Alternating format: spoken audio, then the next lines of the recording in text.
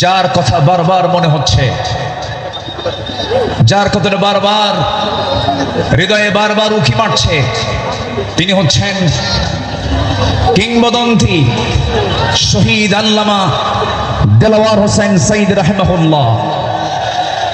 সম্মানিত ভাইয়েরা, 2009 সাল আমার জীবনের প্রথম হজ এবং 2009 সালে শহীদ আল্লামা দেলাওয়ার হোসেন সাইদি সাহেবের শেষ হজ। আরাফার ময়দান, মিনা, মুজদালিফায় বিভিন্ন জায়গায় একসঙ্গেই ছিলাম। এক পর্যায়ে আল্লামা সাইদ রাহিমাহুল্লাহকে প্রশ্ন করা হলো, দেশে মামলা হচ্ছে, ট্রাইব্যুনাল গঠন হচ্ছে, হুজুর আপনার এই মুহূর্তে দেশে ফেরত না যাওয়াই ভালো, আপনি থেকে যান। উনি মুচকি হাসি মেরে বললেন, আমার প্রিয় মাতৃভূমি, আমার দেশ বাংলাদেশ, আমার দেশের জনগণ মানবেতর জীবনযাপন করবে, কারারুদ্ধ থাকবে, জেল খাটবে, রক্ত ঝরাবে, আর সাইদি পালিয়ে বেড়াবে, বিদেশে থাকবে, এমন শিক্ষা আমার রাসূল দেন নাই। তিনি জেলকে, হামলা মামলাকে তোয়াক্কা না করে বীরের বেশে তিনি দেশে ফিরে এসেছেন। 2010 সালের 30 জুন তাকে অন্যায়ভাবে গ্রেফতার করা হয়। দীর্ঘ 13টা বছর অন্যায়ভাবে জেলখানায় আটকে রাখা হয়। এদেশের নির্যাতনের ইতিহাসে সবচাইতে, রিমান্ডের সবচাইতে বেশি নির্যাতন করা হয়েছে আমাদের আল্লামাকে। সম্মানিত ভাইয়েরা, শুধু এটাই শেষ নয়, শেষ পর্যন্ত 2023 সালের 13ই আগস্ট চিকিৎসার নাম করে সেই জায়গা থেকে, জেলখানা থেকে জোর করে সেখান থেকে বের করে হসপিটালে তাকে ষড়যন্ত্রের মধ্য দিয়ে ইমাম আবু হানিফার ওই একই পদ্ধতিতে বিষ প্রয়োগের মধ্য দিয়ে পয়জনিং করে তাকে শহীদ করা হয়েছে। আমরা তাফসীর মাহফিলের এই প্ল্যাটফর্ম থেকে, তারই তৈরি করা এই ময়দান থেকে স্পষ্টভাবে জানান দিতে চাই, অবিলম্বে আল্লামা সাইদির খুনি হত্যাকারীদের চূড়ান্ত শাস্তি নিশ্চিত করা হোক। রাজি আছেন কারা কারা? হাত উঁচু করে দেখান মুসলমান।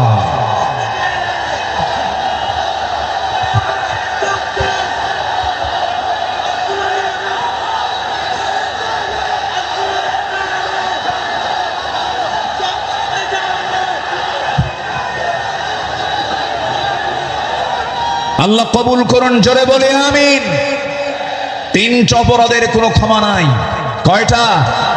3 অপরাধের কোনো ক্ষমা নাই। নাম্বার 1 কতলুন নফস, যারা হত্যাকারী তাদের কোনো ক্ষমা হতে পারে না। নাম্বার 2 আশ-শাইখুজ জানি, যারা বুড়ো জেনাকার, যারা বুড়ো হওয়ার পরও যারা জেনা করে তাদের কোনো ক্ষমা নাই। যারা দিন থেকে বের হয়ে যায় মুরতাদ, তাদের কোনো ক্ষমা নাই। সম্মানিত ভাইয়েরা, সম্মানিত বন্ধুগণ, সম্মানিত উপস্থিতি, আজকের এই উপস্থিতি প্রমাণ করে আগামীর দেশ কোরআনের দেশ, আগামীর দেশ ইসলামের দেশ। আল্লাহ কবুল করুন, জোরে বলে আমিন, আরো জোরে আমিন। আমার পরে আমাদের সবার কলিজার টুকরা মাজলুম দেশে থাকতে পারেন নাই, অনেক জুলুম তার উপর করা হয়েছে।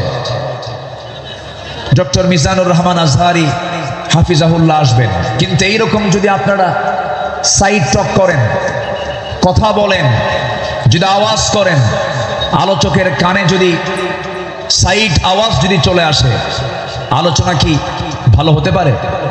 তাহলে এই বিষয়টি একটু খেয়াল করার চেষ্টা আমি অনুরোধ করব। একটু মেহেরবানি করে, কোনো আওয়াজ না করে, মেহেরবানি করে যে যেখানে আছেন মনোযোগ দিয়ে আমরা কথাগুলো শুনবো। জোরে বলি ইনশাআল্লাহ। আমি আলোচনার সূচনায় কোরআনে কারীমের গুরুত্বপূর্ণ একটি সূরা সূরাতুল আহজাব থেকে আমি 4টি আয়াতে কারিমা আমি তেলাওয়াত করেছি, যেখানে আমার নবীকে আল্লাহ তাআলা তার কিছু গুণগত দিক তুলে ধরেছেন। এই পৃথিবীতে যত নবী এসেছেন, সকল নবীর ভিতরে সবচাইতে বেশি সম্মানিত নবী হচ্ছেন মুহাম্মদুর রাসূলুল্লাহ। জোরে বলুন মুহাম্মদুর রাসূলুল্লাহ। আল্লাহ তাআলা তার রাসূলকে নাম ধরে ডাকতে পারতেন। মসজিদে কথা বলে কয়জন? একজন। যদি আপনিও কথা বলেন তাহলে মাহফিল আর মাহফিল থাকবে না, মাহফিল বাজার হয়ে যাবে। এই জন্য আমি সবার কাছে করজনে মিনতি জানাই, তাফসীর মাহফিলে এসে যদি আপনি শৃঙ্খলা ভঙ্গের যদি মামলা খান আল্লাহর আদালতে, তাহলে কিন্তু বড় বেকায়দা হয়ে যাবে। মেহেরবানি করে যদি দেখতে না পান, হৃদয়ের চোখে অনুভব করুন, দেখুন, কোনো কথা না বলি, মেহেরবানি করে আলোচনার দিকে আমরা মনোনিবেশ দেই। আল্লাহ পাক এই মাহফিলকে সফলভাবে আল্লাহ তাআলা যেন মাহফিল কমিটি করতে পারেন, আমরা যেন করতে পারি, সেই তৌফিক মহান রব্বে কারীম আমাদেরকে দান করুন। জোরে বলি আল্লাহুম্মা আমিন। সম্মানিত ভাইয়েরা, আজকে 2024 সাল। এই প্রোগ্রাম শুরু হয়েছে 2017 সাল থেকে। এই মাহফিলের শুরু থেকে নিয়ামতুল্লাহ নিজামী এই আয়োজন করে যাচ্ছেন। আল্লাহ তাআলা এই মাহফিলের সঙ্গে যারা সম্পৃক্ত ছিলেন, ইতিমধ্যে যিনি আমাদের মুরব্বী এম নিয়ামতুল্লাহ নিজামীর শ্রদ্ধেয় পিতা, আমাদের সকলের মুরব্বী মরহুম মাওলানা শহীদুল্লাহ রাহিমাহুল্লাহ, তিনি ইন্তেকাল করেছেন। আমরা তার জন্য দোয়া করি আল্লাহ রাব্বুল আলামিন তার কবরটাকে জান্নাতের টুকরা বানায় দেন। জোরে বলি আল্লাহুম্মা আমিন। সম্মানিত উপস্থিতি, এই সাইডে এত কথা হয় কেন? কোনো কথা বলা যাবে না তো? একটু মেহেরবানি করে আমরা, হ্যাঁ, একটু মেহেরবানি করে, পিছনে এলইডি আছে, প্রজেক্টর আছে, আপনি দেখতে পাবেন। মেহেরবানি করে মাহফিলের সৌন্দর্য রক্ষার দায়িত্ব একার না সবার? সবার। মেহেরবানি করে ডান পাশের আওয়াজটা মেহেরবানি করে বন্ধ করুন প্লিজ। আমার দিকে এখন তাকান। সম্মানিত দ্বীনি ভাইরা, সম্মানিত বন্ধুগণ, এই কোরআনের মাহফিলের এই সৌন্দর্য ওরা মুছতে দিতে চেয়েছিল, একটা মহল ধ্বংস করতে চেয়েছিল, নাই, সম্মান দিয়েছেন। আমার নবীর সম্মানটা কত!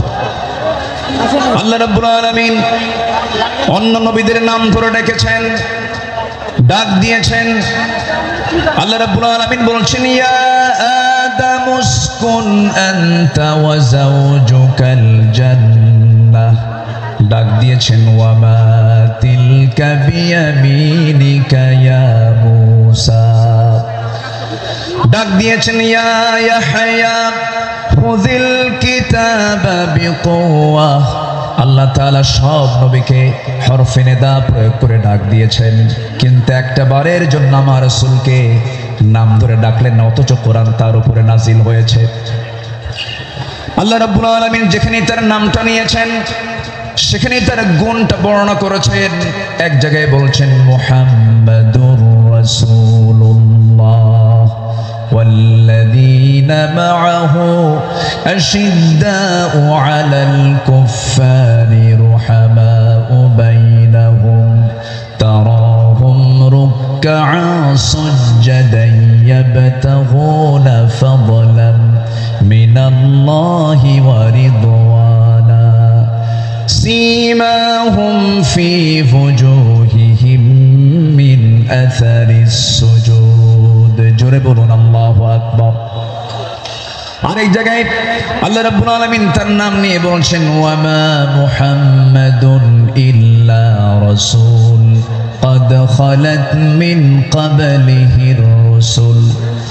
কিন্তু আল্লাহ রাব্বুল আলামিন কোথাও নামকে সম্বোধন করে ডাক দেন নাই, আরেক জায়গায় ডাক দিচ্ছেন, ইয়া আইয়ুহাল মুযাম্মিলু কুমিল লাইলা ইল্লা কালিলা নিসফাহু আও ইনকুস মিনহু কালিলা। আরেক জায়গায় ডাক দিচ্ছেন, ইয়া আইয়ুহাল মুদ্দাসসির কুম ফাআনযির ওয়া রাব্বাকা ফাকাব্বির ওয়া সিয়াবাকা ফাতাহহির। জোরে বলুন আল্লাহু আকবার। ঠিক এই জায়গায় আল্লাহ রাব্বুল আলামিন সূরাতুল আহজাবের 45 নম্বর আয়াতে আল্লাহ রাব্বুল আলামিন তাকে কি সুন্দর করে ডাক দিচ্ছেন, ইয়া আইয়ুহান নাবিয়্যু ইন্না আরসালনাকা শাহিদাও ওয়া মুবাশশিরাও ওয়া নাযীরাও ওয়া দাঈয়ান ইলাল্লাহি বিইذনিহি ওয়া সিরাজাম মুনীরা। জোরে বলুন আল্লাহু আকবার।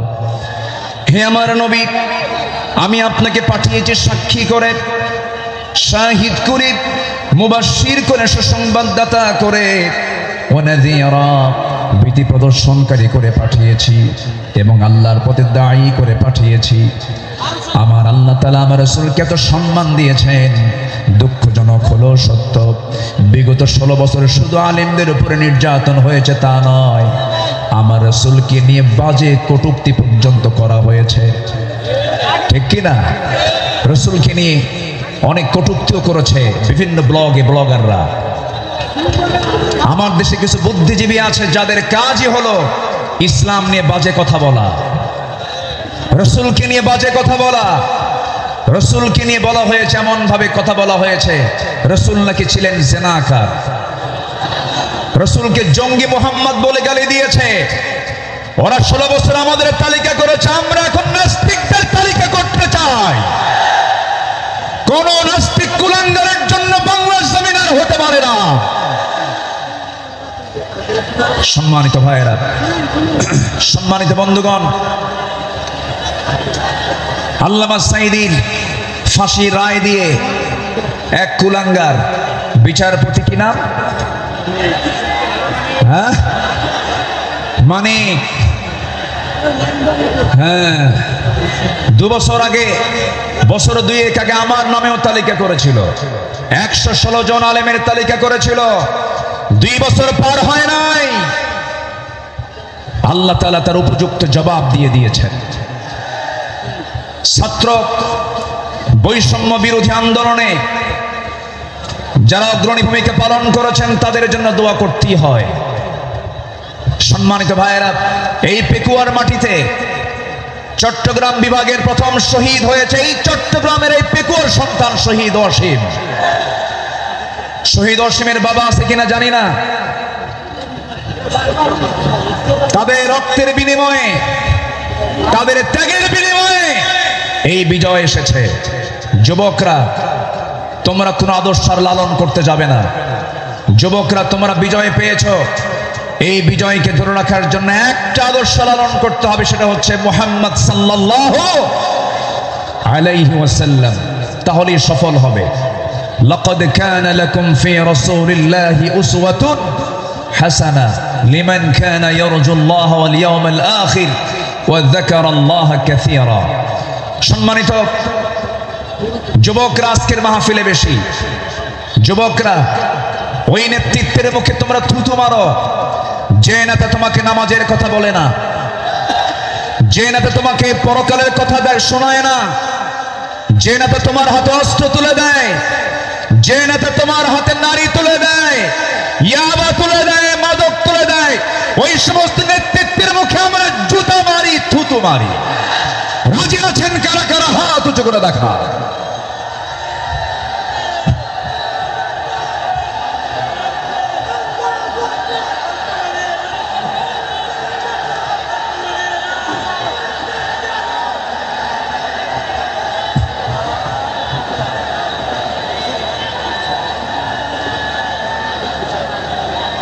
আল্লাহ কবুল করুন, জোরে বলি আল্লাহুম্মা আমিন। যুবকরা, তোমাদের হাতে আগামীর বাংলাদেশ, নতুন বাংলাদেশ গড়ার জন্য কোন আদর্শ আমরা মানি না, আমরা মানি উসওয়া হাসানাহ, নবীর আদর্শ, নবীর আদর্শ, নবীর আদর্শ। আল্লাহ কবুল করুন, জোরে বলে আমিন। প্রত্যেক মাহফিলে টাইম সিলেকশন থাকে না, আজকের মাহফিলে টাইম সিলেকশন আছে। আমাকে খুব অল্প সময়ের মধ্যে হয়তো আমাকে শেষ করতে হবে, এই জন্য আমাকে সামারাইজ করে সংক্ষিপ্ত করে কিছু কথা বলতে হচ্ছে। সম্মানিত ভাইয়েরা, সম্মানিত বন্ধুগণ, এই মাহফিলের এই প্ল্যাটফর্মে 16 বছর যারা এই কাজ করেছেন তাদেরকে ভালোভাবে মাহফিল করতে দেওয়া হয়নি। আমি রাসূল আপনাকে যে যা বলে বলুক, কোনো হতাশ হবেন না, কোনো চিন্তা করবেন না, আপনি হলেন সুমহান চরিত্রের অধিকারী। জোরে বলি সুবহানাল্লাহ। রাসূলকে উপহার দিলেন সূরা কাউসার। যারা পারেন ঠোঁট মিলিয়ে বলুন, ইন্না আ'তাইনাকাল কাউসার ফাসাল্লি লিরাব্বিকা ওয়ানহার ইন্না শানিআকা হুয়াল আবতার। হে রাসূল, আমি আপনাকে হাউজে কাউসার দান করেছি, অতএব আপনি নামাজ পড়ুন, আপনি কোরবানি করুন। যারা বলবে লেস কাটা, তারাই হলো প্রকৃত লেস কাটা। আমাদেরকে কত গালি দিয়েছে। 2013 সালে আমার একটা মাহফিল রাজশাহীতে, আমাকে ওসি মহোদয় ফোন দিয়ে বলে আপনি আসবেন না, আপনি রাজাকার। বললাম আপনি আমাকে রাজাকার বলেন, আপনি কি আমাকে চিনেন? কে শুনেছি। বললাম 1971 সালে তো আমার মায়েরই বিয়ে হয় নাই। 71 সালের ঘটনা, 1971 সালের ঘটনা। সাক্ষীর জন্ম হলো 76। সাক্ষীর জন্ম কি 76। তাহলে এই সাক্ষী 71-এর ঘটনা দেখলো কেমনে? রুহের জগৎ থেকে দেখছে। এইরকম করে মিথ্যাচার করে তারা চালিয়েছিল 16 বছর। ফেরাউন পৃথিবীতে বেঁচে ছিল হলো 1600 বছর, এরা ছিল 16 বছর। সংখ্যার যে মিল হলো কেমনে বুঝলাম না। একটা সংখ্যার মিল আছে না নাই? চরিত্রেরও মিল আছে। ফেরাউনের একটাই সমস্যা ছিল, সেটা হলো আমাকে ক্ষমতায় থাকতেই হবে, প্রয়োজনে আমার মানুষ দরকার নেই, মেরে শেষ করে দেবে। ইউযাব্বিহুনা আবনাআকুম ওয়া ইস্তাহয়ুনা নিসাআকুম। ফেরাউন কি করেছিল? জীবিত মায়ের পেট চিরে ছেলে সন্তানগুলোকে হত্যা করেছিল। এই পৃথিবীতে হত্যা রাজনীতি, ক্ষমতাকে পাকাপোক্ত করার জন্য হত্যা রাজনীতি প্রথম শুরু করেছিল ফেরাউন। আর যারা পৃথিবীতে হত্যা রাজনীতি করে তারা সবগুলো ফেরাউনদের প্রেতাত্মা। ফেরাউনকে আমরা বিদায় জানিয়ে দিয়েছি। সেদিন এক মাহফিলে বললাম এই কথা, একজন সামনে থেকে দাঁড়িয়ে বলল, হুজুর ওটা ছিল পুরুষ ফেরাউন আর আমাদের দেশেরটা ছিল হলো লেডিস ফেরাউন। সম্মানিত ভাইয়েরা, আমার নবীজির যে আদর্শের দিকগুলো আমি আলোচনা করতে চাচ্ছি। নাম্বার 2 হচ্ছে আমার নবী হচ্ছেন 1 নম্বর বিশ্ব শ্রেষ্ঠ চরিত্রের তিনি অধিকারী। নাম্বার 2 হলো আমার নবীজির সালাত ছিল সবার চাইতে কম না বেশি। তিনি সেজদা দিয়েছেন কম না বেশি? সবচেয়ে বেশি সেজদা দিয়েছেন মুহাম্মদুর রাসূলুল্লাহ। মুহাম্মদুর রাসূলুল্লাহ তিনি বলেছেন, ওয়াজুইলা কুররাতু আইনি ফিস সালাহ। রাসূলের কাছে নামাজ ছিল হলো চক্ষু শীতলকারী। নাসাই শরীফের হাদিস। সম্মানিত ভাইয়েরা, আমার নবীজির নামাজ ছিল অনেক লম্বা। তিনি যখন নামাজে দাঁড়িয়ে পড়তেন লম্বা সময় নিয়ে নামাজ পড়তেন। সেজদায় যখন যেতেন তার চোখের পানি এত পড়তো যায় নামাজ ভিজে যেত। এবং তিনি যখন কাঁদতেন, হাদিস এসেছে তার কান্নাটার আওয়াজ এমন হতো, চুলার উপরে পানি গরম দিলে যেমন টকবকের একটা আওয়াজ হয়, আমার নবীজি যখন কাঁদতেন তখন টকবক করা পানির মতো আওয়াজ হতো আমার নবীজির মুখ থেকে। তিনি এত কাঁদতেন, অথচ তার জীবনের কোনো গুনাহ ছিল না। তিনি কাঁদতেন অঝরে ঝাড়ায়, সেজদায় পড়ে পড়ে ঘন্টার পরে ঘন্টা। কোন এক রাতের আধারে আমার নবীজি সেজদায় পড়ে কাঁদতেছেন, পাশে বসে আছেন আম্মা জান আয়েশা সিদ্দিকা রাদিয়াল্লাহু তাআলা আনহা। আমার নবীজি লম্বা সময় সেজদার মধ্যে পড়ে আছেন, তিনি সেজদা থেকে মাথা ওঠান না। নবীজির কোনো আওয়াজ নাই, নবীজির কোনো শব্দ নাই। ঘন্টা পার হয়ে যায়, আম্মা জান আয়েশা মনে করছেন রাসূল বুঝে ইন্তেকাল করলেন কিনা। নবীজির গায়ে চিমটি কাটলেন, চিমটি কাটার সঙ্গে সঙ্গে তিনি নড়ে উঠলেন। সালাম ফেরা শেষ হলো, রাসূল বলছেন, আয়েশা তুমি আমাকে চিমটি কাটলে কেন?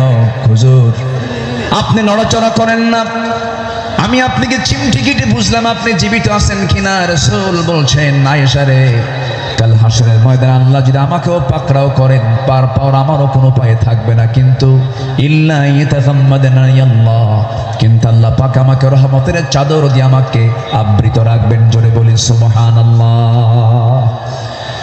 নবীজি ছিলেন নাম্বার 3 সর্বশ্রেষ্ঠ সম পালনকারী।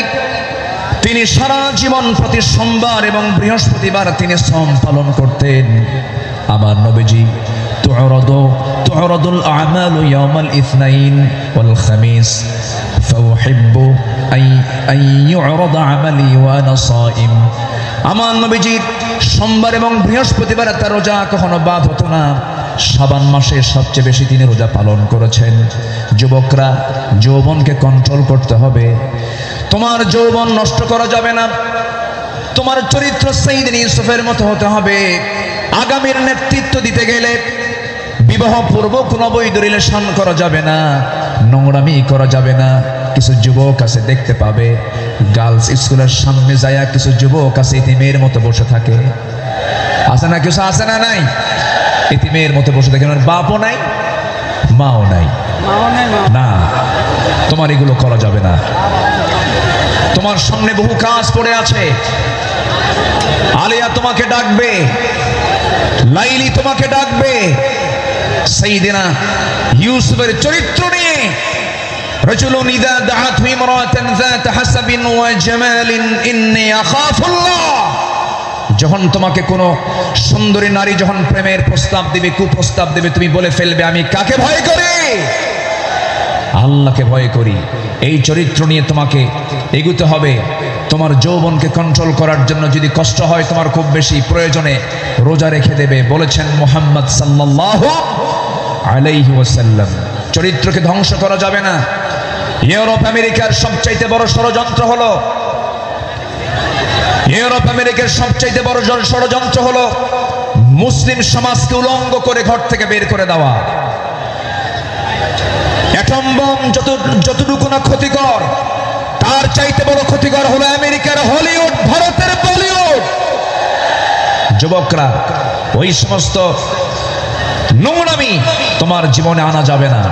তোমার মাথার চুল থেকে শুরু করে নিয়ে পা পর্যন্ত প্রত্যেকটা জায়গায় থাকতে হবে নবীর আদর্শ। কিসের আদর্শ? নবীর আদর্শ।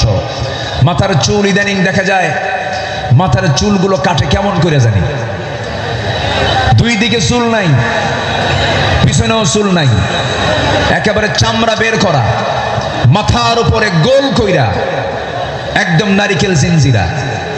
আছে না নাই? আছে না নাই? একদম গোল করে রেখে দেয়।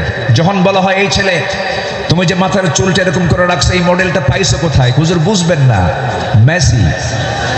তুমি কে? নেইমার। তুমি কে? কুত্তা। কারণ নেইমার মেসিরা তো কুত্তা নিয়ে শুয়ে থাকে, ঠিক কি না? ওরা কুকুর নিয়ে শুয়ে থাকে। তারা তোমার আদর্শ নয়। শার্টের সাইজ নাই, প্যান্টের সাইজ নাই, নতুন প্যান্ট কিনে আনে হাঁটু ফাটা। কি আমি কি ভুল বলতেছি? নতুন প্যান্ট কিনে আনে কি ফাটা? হাঁটু ফাটা। হাঁটুতে কাপড় নাই। ওই পোশাক পরে কি নামাজ হবে? আসতে বলো, ওই পোশাক পরে কি নামাজ হবে? হবে না। নামাজ হতে হলে আগে সতরটা ঢাকতে হবে। অনেকদিন আগে এক মসজিদে ঢুকলাম আমি, নামাজ শুরু করবো, ঢুকেই তো 2 রাকাত নামাজ।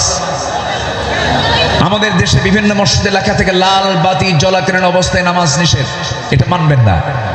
আমার নবীজির সুন্নাহ যদি মানেন তাহলে মসজিদে ঢুকেই কয় রাকাত নামাজ পড়েছেন মুহাম্মদ সাল্লাল্লাহু আলাইহি ওয়াসাল্লাম। তো আমি ভিতরে ঢুকে নামাজ শুরু করবো, দেখি সামনে এক যুবক নামাজে দাঁড়াইছে, এরকম একটা প্যান্ট আর শার্ট নিয়ে। তো ভাবলাম দেখি ওর নামাজটা আগে দেখি। রুকুতে যখন গেছে, রুকুর ঠেলায় দেখি শার্ট উপরে, প্যান্টটা নিচের দিকে, মাঝখানে ফাঁকা। তো ভাবলাম এই তো রুকুর হাল, সেজদায় যে কি হবে আল্লাহ জানে। সেজদায় যখন গেছে তখন দেখি প্যান্ট খুলে আন্ডার প্যান্ট বের হয়েছে। এই হলো পোশাকের হাল। এই জাতীয় কোনো পোশাক যুবকরা পরবে না। তোমার সূরত এবং সিরাত হতে হবে নবীর আদর্শ উজ্জীবিত, নবীর আদর্শের মতো হতে হবে, নবীর আদর্শকে লালন করতে হবে। সম্মানিত ভাইয়েরা, নাম্বার 4, আমার নবী ছিলেন অশেষ দানশীলতার শ্রেষ্ঠ একটা উদাহরণ। তিনি বেহিসাবি দান করতেন, কিচ্ছু রাখতেন না, সব দিয়ে দিতেন দিন প্রতিষ্ঠার সংগ্রামে। রাসূল যেদিন মারা যাবেন, আমার নবীজির ইন্তেকালের সময় হয়ে গেল, নবীজি দুনিয়া থেকে বিদায় নেবেন, আম্মা জান আয়েশার উরুর উপরে মাথা রেখেছেন। নবীজি যে কোনো মুহূর্তে দুনিয়া থেকে বিদায় নেবেন, এমন সময় বলছেন, আয়েশা রে, আমি মনে হয় দুনিয়া থেকে বিদায় নেব, আমার মনে হয় বিদায় লগনটা চলে আসছে, যে কোনো মুহূর্তে মালাকুল মউত চলে আসবে, দেখো তো আমার ঘরের মধ্যে কোনো কিছু আছে নাকি। গোটা ঘর তালাশ করে কয়েকটা স্বর্ণের টুকরা বের হলো। আমার নবীজি হাতের তালুতে নিয়ে বললেন, আয়েশা, এতটুকুন সম্পদ আমি রাখতে চাই না, এতটুকুন সম্পদ আমি একামতে দিনের কাজে আমি দান করে দুনিয়া থেকে বিদায় হতে চাই। আমার নবীজি 2 হাতে দান করেছেন। নাম্বার 5 হলো, পৃথিবীর সবচাইতে শ্রেষ্ঠ সৎ প্রেমময় এবং সৎ ন্যায়পরায়ণ স্বামী ছিলেন। আম্মা জান আয়েশা বলেন, রাসূল আমাকে এত পরিমাণ ভালোবেসেছেন, রাসূল বলেছেন, শরীর খাবার যেমন শ্রেষ্ঠ, আমার স্ত্রী হলো সবার মধ্যে শ্রেষ্ঠ। আমি আয়েশাকে দারুণ ভালোবাসি। আমার নবীজি একজন আদর্শ স্বামী ছিলেন, শ্রেষ্ঠ স্বামী ছিলেন। আমার নবীজির চারিত্রিক গুণ নিয়ে যদি আমরা আলোচনা করতে যাই, গোটা রাতেও শেষ হবে না, কেউ কোনোদিন শেষও করতে পারবে না, কারণ তার চারিত্রিক সনদ আল্লাহ পাক নিজে দিয়েছেন। আর তার চরিত্র হলো কানা খুলুকুল কোরআন, তার চরিত্রই হলো কোরআনে কারীম। জোরে বলি সুবহানাল্লাহ। আমার নবীর নাম্বার 6, তিনি ছিলেন একজন অলংকারিত শ্রেষ্ঠ বাবা। এমন বাবা পৃথিবীতে আর খুঁজে পাওয়া যাবে না। রাসূল 4 মেয়ের বাপ ছিলেন। কয় মেয়ের বাপ ছিলেন বলেন? আস্তে কয় মেয়ের বাপ ছিলেন? আল্লাহ পাক আমাকেও আপনাদের দোয়ায় 4টা মেয়ের বাবা আমাকে বানিয়েছেন। এত আস্তে আলহামদুলিল্লাহ বললেন, বিয়ে কি আপনি দিবেন নাকি? এটা জোরে বলেন না আলহামদুলিল্লাহ। হ্যাঁ, 4টা মেয়ের বাবা ছিলেন মুহাম্মদ সাল্লাল্লাহু আলাইহি ওয়াসাল্লাম। নবীজি মেয়েদেরকে বিয়ে দিয়েছেন। সাইয়েদনা ওসমান কি মেয়ে দিয়েছেন, আবার সাইয়েদনা আলীকেও মেয়ে দিয়েছেন।